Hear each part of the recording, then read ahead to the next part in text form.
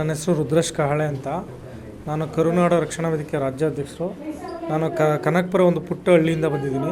ಹಾಗೂ ಮೂಡಿಗೆರೆ ವಿಧಾನಸಭಾ ಕ್ಷೇತ್ರದಲ್ಲಿ ಕಳೆದ ಬಾರಿ ಸ್ಪರ್ಧೆ ಮಾಡಿದ್ದೆ, ಸೋತೆ. ಮತ್ತು ಕಂಟಿನ್ಯೂ ನಾನು ಇವಾಗ ಮಾಡ್ತಾಯಿದ್ದೀನಿ, ಕೆಲಸ ಮಾಡ್ತಾಯಿದ್ದೀನಿ.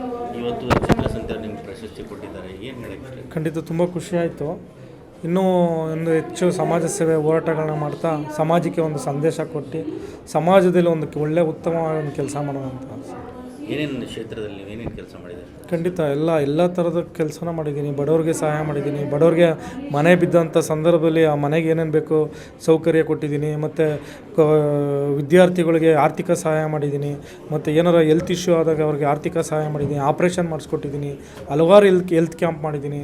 ಆಮೇಲೆ ಅವ್ರಿಗೆ ವಿಶೇಷವಾಗಿ ಅವ್ರಿಗೆ ಭಾಳ ಕಷ್ಟ ಅಂತ ಸಂದರ್ಭದಲ್ಲಿ ಕೈಲಾದ ಸಹಾಯ ಮಾಡಿದ್ದೀನಿ. ಮುಂದಿನ ಏನು ಗುರಿ ಸರ್? ಒಬ್ಬ ಶಾಸಕನಾಗಬೇಕು. ಇಡೀ ಕ್ಷೇತ್ರದಲ್ಲಿ ಏನು 224 ಜನ MLA ಗಳಿದ್ದಾರೆ, ಅವ್ರಿಗಿಂತ ಹೆಚ್ಚಾಗಿ ನಾನು ಕೆಲಸ ಮಾಡಿ ತೋರಿಸ್ಬೇಕಂತಕ್ಕಂಥ ಆಸೆ. ಯಾವ ಪಕ್ಷದಿಂದ ಕಂಟೆಸ್ಟ್ ಮಾಡಿದ್ದಾರೆ ಮೂಡಿಗೆರೆ? ನಾನು ಲಾಸ್ಟ್ ಟೈಮ್ JDS ಇಂದ ಅಂತ ಹೋದೆ, ಟಿಕೆಟ್ ಸಿಗಲಿಲ್ಲ. ಹಂಗಾಗಿ ಪಕ್ಷೇತರವಾಗಿ ನಿಂತೆ.